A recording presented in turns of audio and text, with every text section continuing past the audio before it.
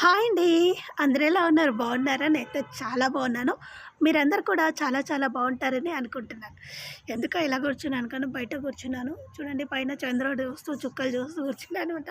ఎందుకంటే కింద సిగ్నల్స్ రావట్లేదు. సో, నేను ఇందాక లైవ్ పెట్టాననమాట.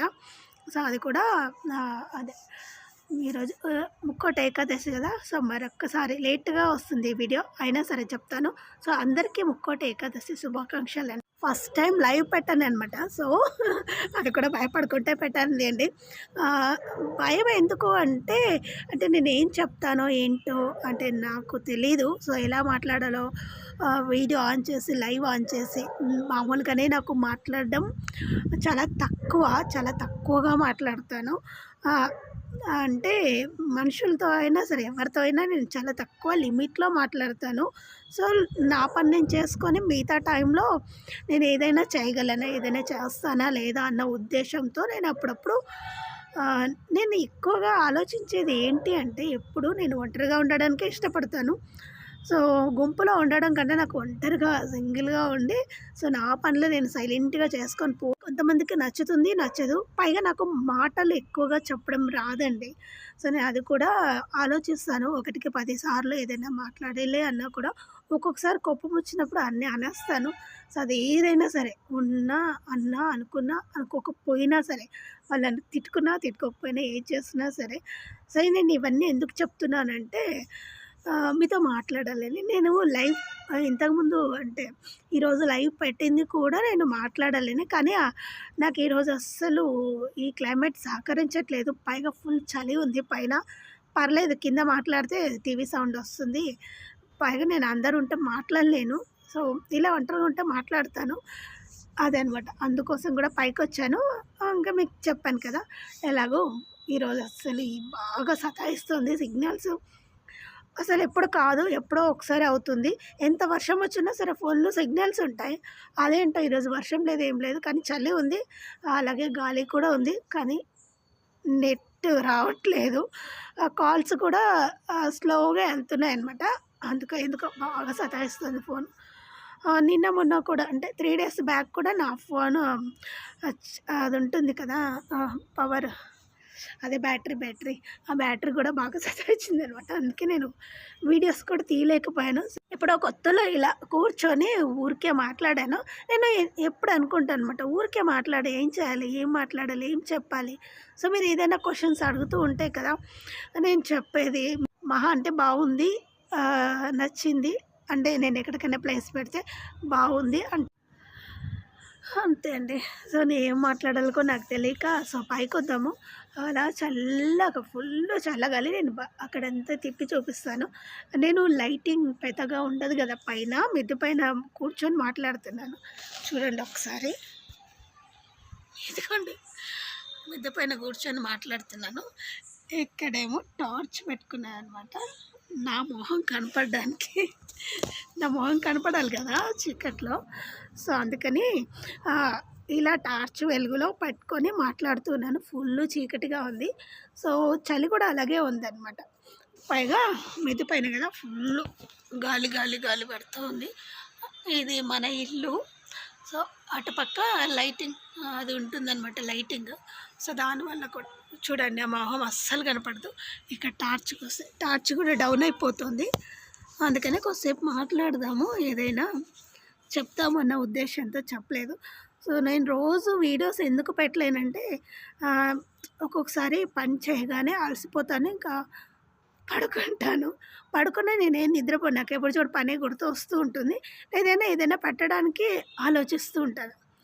సో, ఏం పెట్టాలి వీడియోసు? నాకొచ్చింది ఒక్కటే. నాకు వంట చేయడం, ఇంటి పని, అలాగే ఇంకేదైనా బిజినెస్ లాంటివి చేస్తాను. అవి కూడా మెల్లమెల్లగా ఇప్పుడే స్లోగా కవర్ చేస్తున్నాను. సో, మరి ఎందుకో ఓ పక్క పిల్లలు చూసుకోవాలి కదా! ఫస్ట్ వాళ్ళ తర్వాతే ఏదైనా బిజినెస్ అని. సో, ఆల్రెడీ మా వారు వ్యవసాయం చేస్తారు. హ్మ్. కానీ నాకంటూ ఓన్‌గా ఏదైనా సాధించుకోవాలన్నది నా ఎయిమ్ అనమాట. సో, ట్రై చేస్తున్నాను కానీ సక్సెస్ కాలేదు. సో, మెల్లమెల్లగా ఇప్పుడిప్పుడే కొద్దిగా సక్సెస్ అవుతున్నాననమాట. చెప్పాను కదా! ఫస్ట్ స్టార్టింగ్‌లో నేను జాబ్స్ చేశాను. అవి కూడా సక్సెస్ అవుతూ ఉంటేనే అవి ఎక్కడో మనకు తెలిసిందే కదా! చెప్పాను కదా! నేను లైవ్‌లో కూడా. సో, కరోనా టైంలో కూడా ఒక 1 మంత్ అలా అంటే మధ్యలో ఫస్ట్ స్టేజ్ కాకుండా సెకండ్ స్టేజ్‌లో మళ్ళీ పిలిచారు. వెళ్ళాను. వెళ్ళినప్పుడు ఏమైందంటే సో, కొంచెం భయపడ్డాను నేను. ఎందుకంటే అక్కడ కొన్ని కొన్ని వస్తున్నాయి, చేస్తున్నాయి అంటే అప్పుడు అందరికీ కరోనా వస్తుంది అది ఇది అని అనేసరికి ఎందుకులే మనం వెళ్ళి మనం సఫర్ అయితే పర్లేదు. కానీ మన వల్ల మన పిల్లలు ఎప్పుడు సఫర్ కాకూడదు కదా! సో, అందుకని గూడా మానేయాల్సొచ్చింది. సో, మా వారు కూడా వద్దులే ఇంకెందుకు ఏమైనా అవుతే కష్టము అంటే తెలిసిందే గదా! చాలా మందికి చాలా అవుతుంది. ఎందుకు అంత కష్టము, ఉన్న దాంట్లోనే సరిపెట్టుకో అంటే, సరే నేను ఇంక అప్పుడు డ్రాప్ అయ్యాను. ఇంక అప్పటినుంచి నేను నాకేంటంటే ఎప్పుడూ పని చేస్తూనే ఉండాలి. మైండ్ అనేది ఖాళీగా ఉండకూడదనమాట. అంటే ఖాళీగా అంటే వేరేది ఏది ఆలోచించకుండా పని పైన డిపెండ్ అయ్యి ఉంటే మిగతా వాటిపైన అంటే ఎవరి గురించి ఆలోచించాల్సిన అవసరం ఉండదు. సో, ఆలోచించడం అంటే చెడు మార్గాలు అలాంటివన్నమాట. సో, నాకు ఎప్పుడూ ఆహ్, స్ ఆహ్, అంటే మిగతా వాళ్ళ గురించి ఆలోచించడం నాకు రాదు. అలాగని అంటే నెగెటివ్ థింకింగ్ చాలా తక్కువ నాలో. సో, ఎప్పుడు పాజిటివ్‌గా ఉంటాను. పాజిటివ్‌గా ఆలోచిస్తాను. సో, ఇంకొకరి గురించి ఎక్కువగా పట్టించుకొని ఏమన్నా గూడా లైట్ తీసుకుంటా అనమాట. సో, వాళ్ళంతేలే ఎప్పుడూ కాసే చెట్టు పైనే రాళ్ళు వేస్తూ ఉంటారు. అది కామనే గదా! ఎందుకు పట్టించుకోవడం అనే ఉద్దేశ్యంతో నేను పట్టించుకోవడం మానేస్తాను. అసలు పట్టించుకోను కూడా. సో, చాలామంది అంటుంటారు నేను వీడియోస్ చేసిన, కుకింగ్ వీడియోస్ పెట్టినా కూడా రాళ్ళు వేస్తూ ఉంటారు. బయట వాళ్ళు అనరు.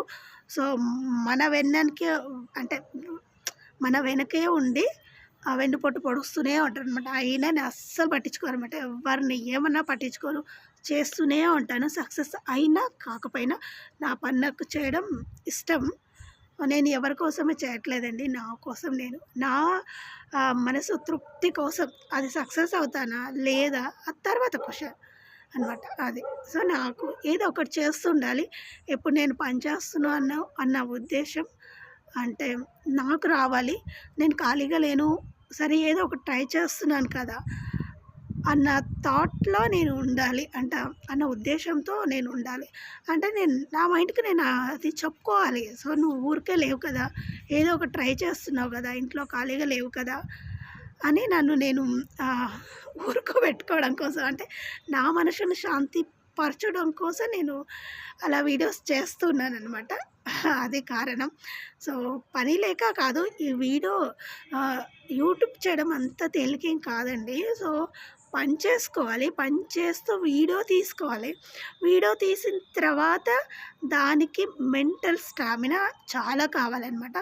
మెంటల్‌గా స్టామినా కావాలి. అలాగే ఎవరేమన్నా సరే లైట్ తీసుకునేటువంటి మెంటల్ స్టామినా కూడా కావాలంటే దృఢంగా ఉండాలి.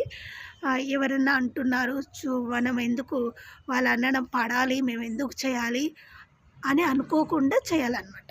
సో, మనం సక్సెస్ అవుతామన్న గ్యారంటీ అస్సలుండదు ఇందులో. అస్సలుండదు. అసలు అవుతారన్న ఇది ఉండదు. అవుతారు చాలామంది కానీ అందరు అవ్వరండి.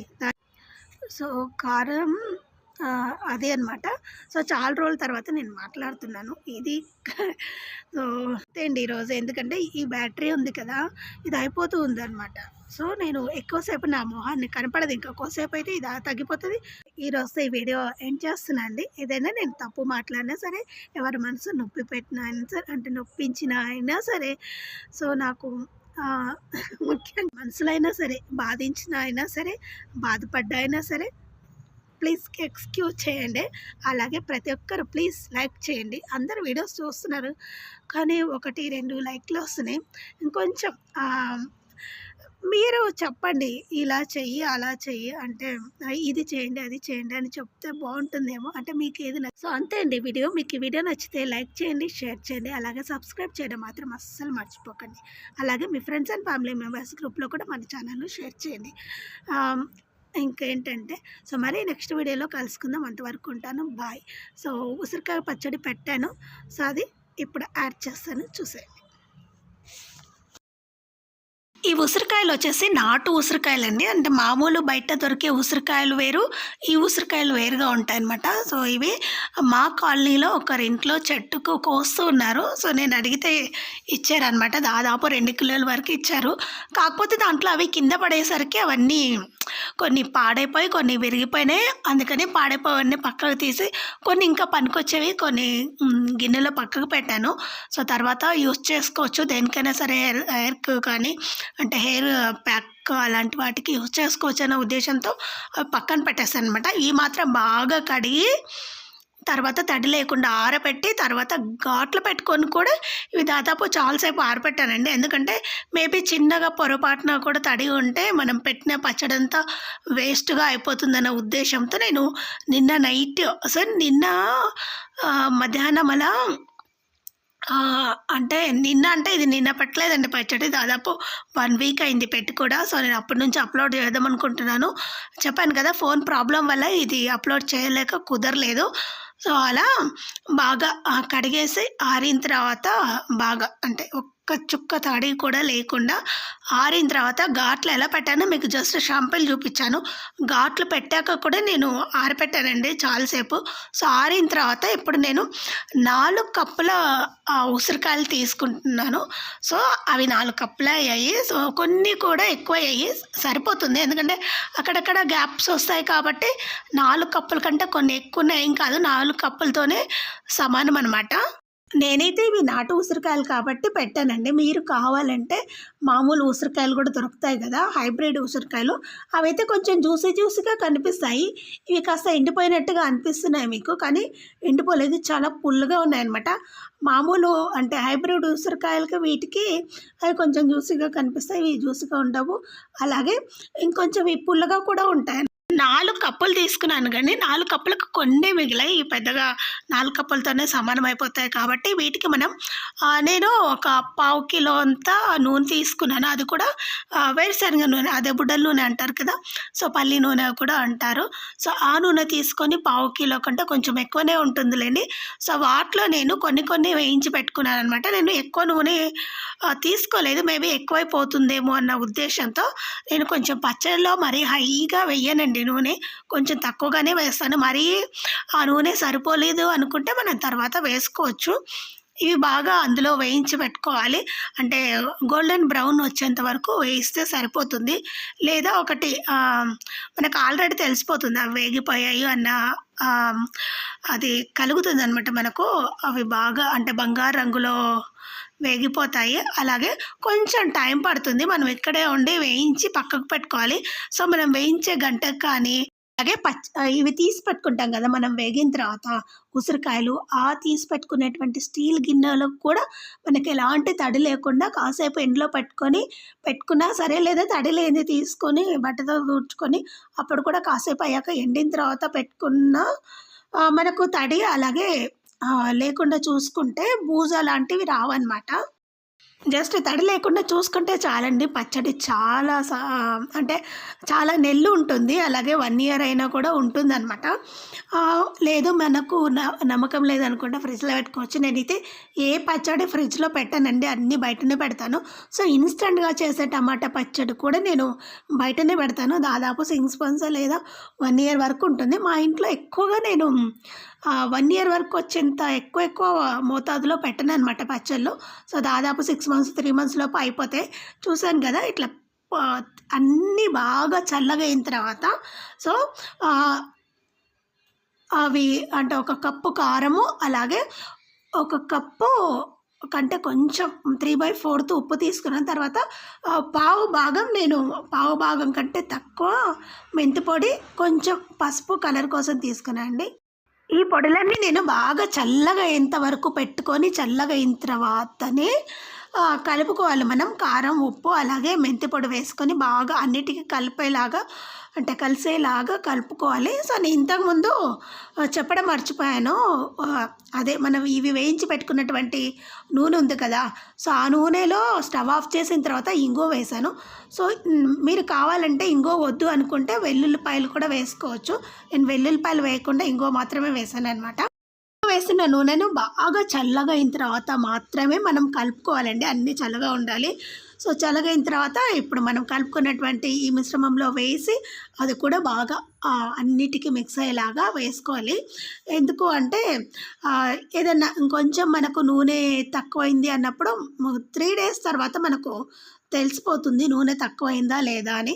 సో అప్పుడు నూనె ఊరేదాన్ని బట్టి మనం టెస్ట్ చేసుకోవచ్చనమాట. ఒక్కొక్కసారి సగం వరకే ఊరుతుంది నూనె. అంటే మనం తక్కువ పోసాము అనుకున్నప్పుడు.